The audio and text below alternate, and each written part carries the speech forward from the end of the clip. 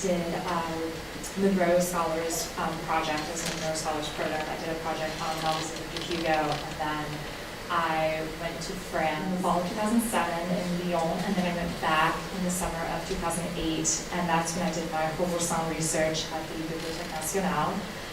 In Paris, I studied the cultural history of the pipe organ during the Enlightenment in Paris. I came back, did my senior honors thesis on that.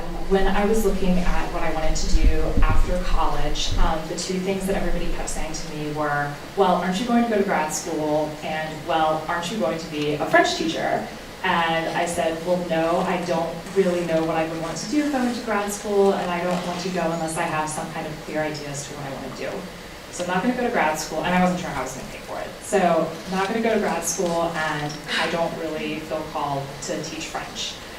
So where does that leave you? Through my networking, I eventually got a job at Georgetown University, assistant director for their Office of Fellowships, Awards, and Research, and I work primarily with their equivalent of the Monroe Scholars Program. So helping students plan independent research projects, helping them leverage their degree to the best of their ability, really helping them to take advantage of a lot of the resources that are at Georgetown and empowering them, and just like Daniel was saying earlier, letting them know that independent research is something that's very, very feasible and something that they're definitely encouraged to do. I also received the McCormick-Lucassin scholarship, and I did independent research during the summer of 2009 in Paris at the Cité Nationale de l'Histoire de l'Immigration, which is the French Museum of the History of Immigration. I, the following spring, did research through IFE in spring 2010. I was part of the second wave of the first year of students who went over from William & Mary to work with IFA, to work through IFA.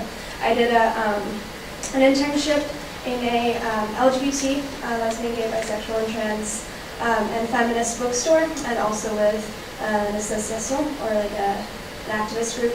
I finished my honors thesis in December 2010 with the support of Professor Hogan and Professor Mendian on the Museum of Immigration, which was looking at the discourses of the museum through a feminist lens. So I'm in my first semester. We have to have defined research interests already. I plan on looking at questions of queer belonging and queer citizenship in the Francophone U.S. South and in the Francophone Caribbean.